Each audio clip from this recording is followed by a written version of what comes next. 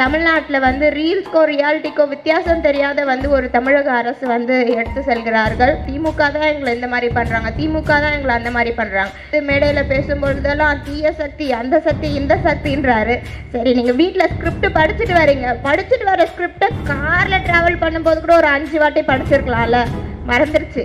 ஒரு 2 நிமிஷம் பார்க்குறாரு, பார்த்துட்டு சரி ஓகே திருப்பி எடுத்து பார்ப்போம் என்ன அது அப்படின்ட்டு. அரசியல் நாகரிகமே என்ன என்று தெரியாமல், அரசியல் எப்படி செய்யணும் என்று தெரியாமல் இன்றைக்கு தமிழ்நாட்டில் உட்கார்ந்து சோஷியல் மீடியாவில் மட்டுமே அரசியல் செய்யக்கூடியவர்கள் தான் இந்த தற்கூரி கூட்டங்கள் என்று சொல்லலாம். முதலமைச்சர் அவர்கள் வந்து பேசும்போது சொல்றாங்க, விர்ச்சுவல் வாரியர்ஸ் தான் எங்களுக்கு எல்லாமே அப்படின்னு சொல்லிட்டு. இந்த விர்ச்சுவல் வாரியர்ஸ் கிட்ட நான் கேட்குறேன், ஏன்பா விர்ச்சுவல் வாரியர்ஸ்களா, உங்களுக்கு மண்டையில் எதனா இருக்குதா?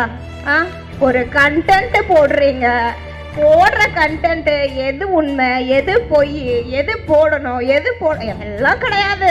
நாங்கள் விர்ச்சுவல் வாரியர்ஸ், நாங்கள் போடுவோம், என்னன்னா போடுவோம், எப்படின்னா போடுவோம். என்ன பண்ணுறீங்க அப்போ? இது ஒன்றும் திரையில் வர படம் கிடையாது. 3 ஹவர் வந்து பார்த்துட்டு கை தட்டிட்டு வெளியில் வந்துட்டு ரிவ்யூ பண்ணிட்டு படம் நல்லா இருந்தது, இவங்க நல்லா நடிச்சிருந்தாங்க, அவங்க நல்லா நடிச்சிருந்தாங்க. இது தமிழ்நாடு ஒவ்வொரு மக்களுடைய வாழ்வாதாரம், வாழ்க்கை, அதே போல் இருக்கக்கூடிய முன்னேற்றங்கள். இதில் வந்து நீங்கள் விர்ச்சுவல் வாரியர்ஸ் சோஷியல் மீடியாவில் உட்காந்து என்ன பண்ணுவீங்க? ஒவ்வொரு துறையிலையும் ஒவ்வொரு அமைச்சர்கள் இருக்கிறாங்க. அந்த அமைச்சருக்கு பதிலாக வந்து யாரோ போயிட்டு வந்து கோட்லாம் போட்டுட்டு இன்ஸ்பெக்ஷன் பண்ணுறாங்க. இது எந்த நாட்டில் நடக்கும், எந்த நடைமுறையில் நடக்கும்? ஆதவர்ஜுனா அவர்கள் வந்து பேசுகிறாங்க, நாங்கள் இதை பண்ணிடுவோம், அதை பண்ணிடுவோம், எதை வேணால் பண்ணுங்க, திமுக காரனை என்றைக்குமே உங்களால் அசைக்கவே முடியாது. இன்றைக்கு பார்த்தீங்கன்னா திமுக அப்படின்றத வந்து ஆளுங்கட்சியாக இருக்கக்கூடியவர்கள் வந்து எந்த அளவிற்கு விமர்சிக்கிறார்கள், எந்த அளவுக்கு குறை சொல்கிறார்கள் அப்படின்றத ஒவ்வொரு நாளுமே பார்த்துட்டு இருக்கோம். ஆனால் இன்றைக்கு திராவிட முன்னேற்றம் கழகம் இல்லை என்றால் தமிழ்நாடு இல்லை என்பது தான் நிதர்சனமான உண்மை. இன்றைக்கு அமைச்சராக இருக்கக்கூடியவர்கள் வந்து ஒரு ரீல்ஸ் போட்டு ஒரு இன்வைட் போடுறாங்க. அந்த ரீல்ஸு அப்படின்றது எந்த வகையில் எத்தனை தொழிலாளர்கள் வந்து ஈர்க்கும் அப்படின்றது தெரியல. இதற்கு முன்னாடி முத்தமிழறிஞர் கலைஞர் ஐயா இருந்த பொழுது சொல்லை வந்து செயலாக்கி எவ்வளோ நபர்கள், இளைஞர்களுக்கு வந்து வேலை வாய்ப்பை அளித்தவர் நம்முடைய முத்தமிழறிஞர் கலைஞர். ஆனால் இன்றைக்கு தமிழ்நாட்டில் வந்து ரீல்ஸ்க்கோ ரியாலிட்டிக்கோ வித்தியாசம் தெரியாத வந்து ஒரு தமிழக அரசு வந்து எடுத்து செல்கிறார்கள். அதே போல் இன்றைக்கு ஆகாஷ் அவர்கள் பேசும்போது குறிப்பிட்டிருந்தார்கள், இது எல்லாமே திமுகவில் செய்த திட்டங்கள், இதை வந்து நீங்கள் செஞ்சுருக்கீங்க அப்படின்னு.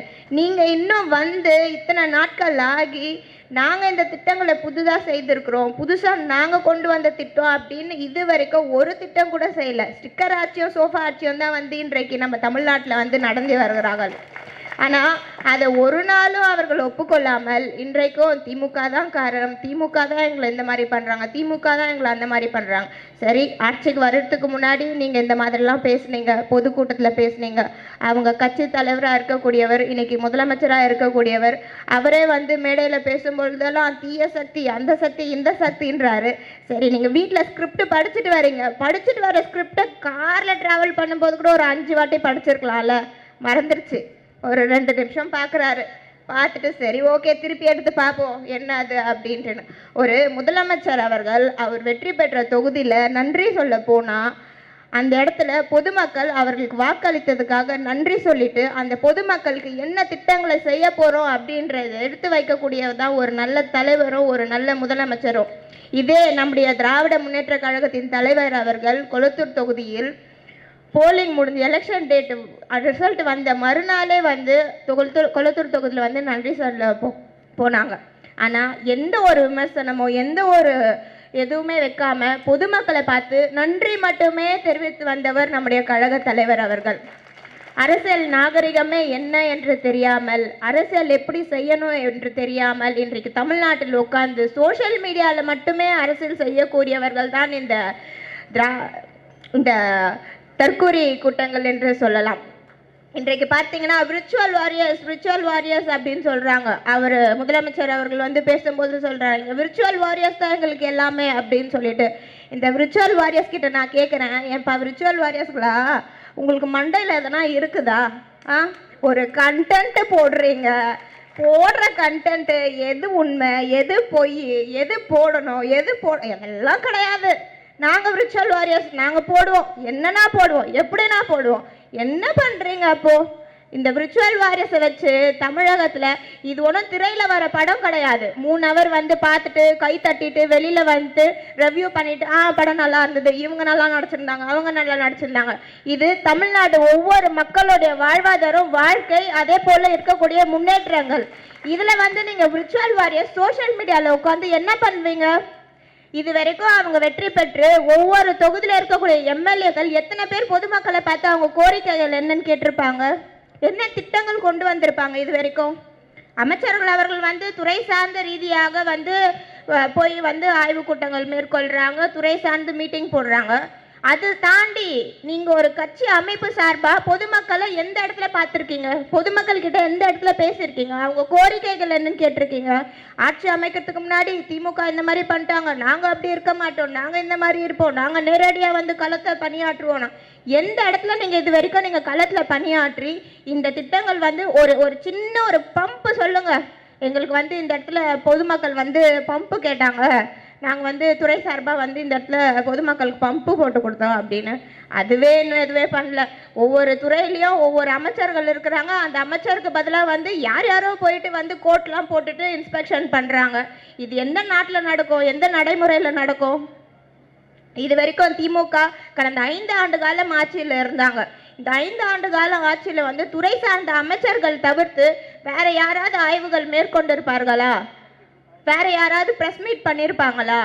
எந்த ஒரு பொறுப்பாக இருந்தாலும் சரி, அது பாசிட்டிவோ நெகட்டிவோ அந்த துறை சார்ந்த அமைச்சர் தானே அதை பார்த்தாங்க, அதை பற்றி பேசினாங்க.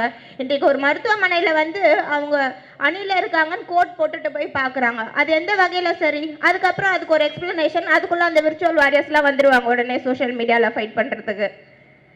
இது வந்து ஒவ்வொரு தமிழ்நாட்டில் இருக்கக்கூடிய ஒவ்வொரு குடிமகனின் வாழ்க்கை, அடுத்த தலைமுறையினோட எதிர்காலம், அடுத்த தமிழ்நாடுடைய ஒவ்வொரு நபருடைய வாழ்க்கை இதில் இருக்கிறது. இதை வந்து இன்றைக்கும் ஆட்சி பொறுப்பேற்று இத்தனை நாட்கள் ஆன பிறகோ, சட்டத்தை அமைத்த பிறகோ, இன்றைக்கும் அவர்கள் பொறுப்பில்லாமல் திமுகவை குற்றச்சாட்டு சொல்லி திமுகவை வந்து குறை சொல்லியிருக்கிறார்கள். ஆனால் அவர்கள் என்ன செய்கிறார்கள் என்று இதுவரை அவர்கள் வந்து அவருடைய கவனத்துக்கே வந்து எடுத்து போகவில்லை. நேற்று மதிப்புக்குரிய ஆதவர்ஜுனா அவர்கள் வந்து பேசுகிறாங்க, நாங்கள் இதை பண்ணிடுவோம், அதை பண்ணிடுவோம், எதை வேணால் பண்ணுங்க, திமுக காரனை என்றைக்குமே உங்களால் அசைக்கவே முடியாது. என்றைக்கா இருந்தாலும் கருப்பு சிவப்பு கொடி பறக்கதான் செய்யும் தமிழ்நாட்டில். கருப்பு சிவப்பு கொடி இல்லை அப்படின்னா தமிழ்நாட்டில் தமிழருக்கோ தமிழ் இனத்திற்கோ இன்றைக்கு ஒரு முன்னிலையே இருந்திருக்காது. அதை நாங்கள் தைரியமாக மார்த்தட்டி ஒவ்வொரு இடத்துலையுமே சொல்லுவோம். அதை வந்து நீங்கள் மைக்கில் மட்டும் பேசுறதை விட்டுட்டு பொதுமக்களை வந்து உங்கள் சட்டமன்ற உறுப்பினர்கள் எல்லாம் நேரில் ஃபஸ்ட்டு பார்க்க சொல்லுங்கள். அதுக்கப்புறம் களை பண்ணி ஆற்ற சொல்லுங்கள். ஒரு 2 ஹவர் 3 ஹவர் வெயிலில் நின்று இன்ஸ்பெக்ஷன் பண்ண சொல்லுங்கள் ஃபஸ்ட்டு. அதுவே இன்னும் யாருமே பண்ணலை, எதுவுமே பண்ணலை. சும்மா திமுகவை குறை சொல்கிறது, இல்லைனா விர்ச்சுவல் வாரியர்ஸை விட்டு எல்லாரையும் அட்டாக் பண்ணுறது.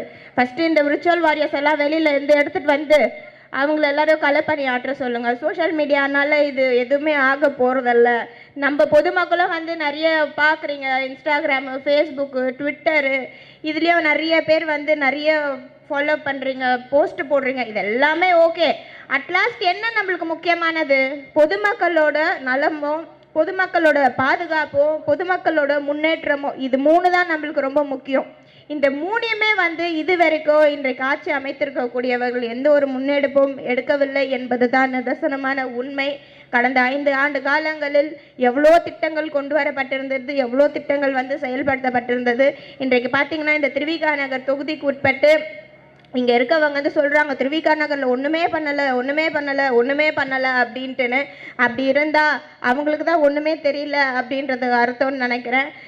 பூனை கண்ணை மூடினா உலகமே இருந்துருச்சுன்னு சொல்லுவாங்க. அந்த மாதிரி அவங்க கண்ணு மூடி இருக்கு பல. கொஞ்சம் கண்ணை திறந்து ரோட்டில் வந்து எவ்வளோ திட்டங்கள் இருக்குது, எத்தனை இடத்துல வந்து விளக்குகள் வந்து பளிச்சுன்னு இருக்குது, எந்தெந்த இடத்துலலாம் பொதுமக்கள் பயன்பெற்றிருக்கிறாங்க அப்படின்றத வெளியில் வந்து கொஞ்சம் பார்க்குமாறு கேட்டுக்கொண்டு விடைபெறுகிறேன். நன்றி.